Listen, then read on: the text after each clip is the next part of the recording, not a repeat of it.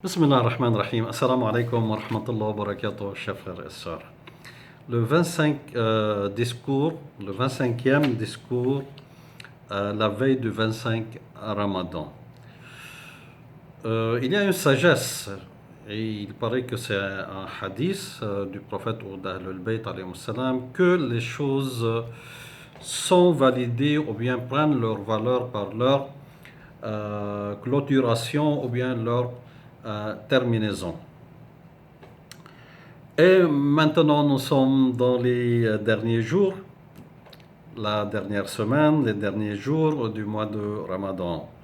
Qu'est-ce que nous devons faire pour vraiment clôturer notre jeûne ou bien le mois de Ramadan qu'on a vécu, même si on n'a pas jeûné, parce qu'il y a des gens qui ne peuvent pas jeûner parce qu'ils sont malades, ou bien qu'ils sont tellement âgés, même s'ils qu'ils ne sont pas malades précisément, mais leur âge ne leur permet pas de jeûner. Donc, revenons au sujet. Donc, le mois de Ramadan fini.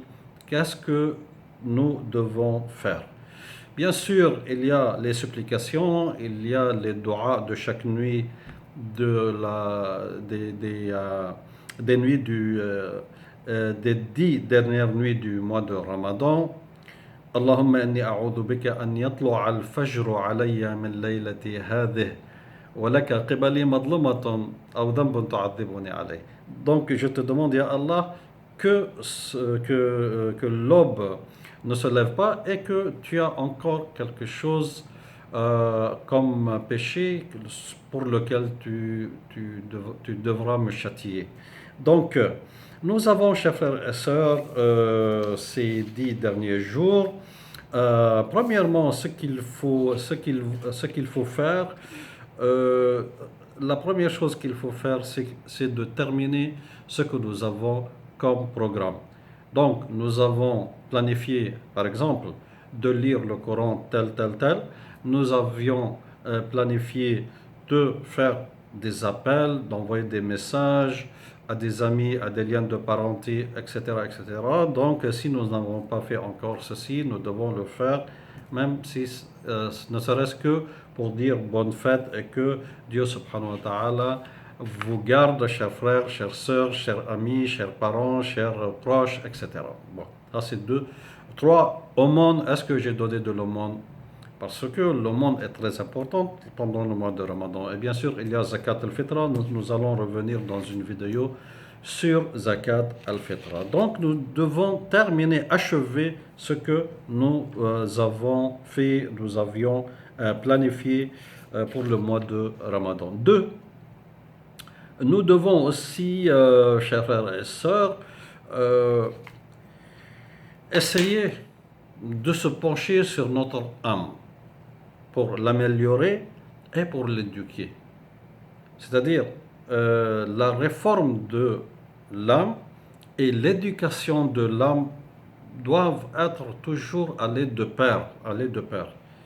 Réforme et éducation. Éducation dans le côté du bon caractère, du bon comportement, spirituellement, c'est-à-dire avoir cette force de maintenir cette âme instigatrice vers le mal. Et ceci est appelé maintenant dans la culture occidentale et même dans la culture arabe, elle est appelée l'intelligence émotionnelle.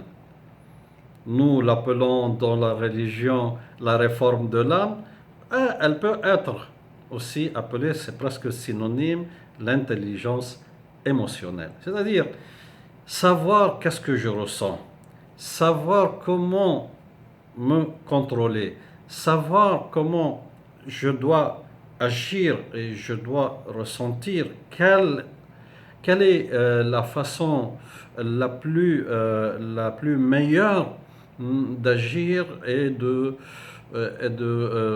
contrôler cette âme et de la diriger. Voilà.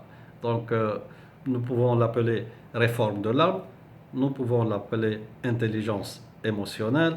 Ceci est important pendant les 10 derniers jours du mois de Ramadan. Barakallahu fikum. Assalamu alaikum wa rahmatullahi wa barakatuh.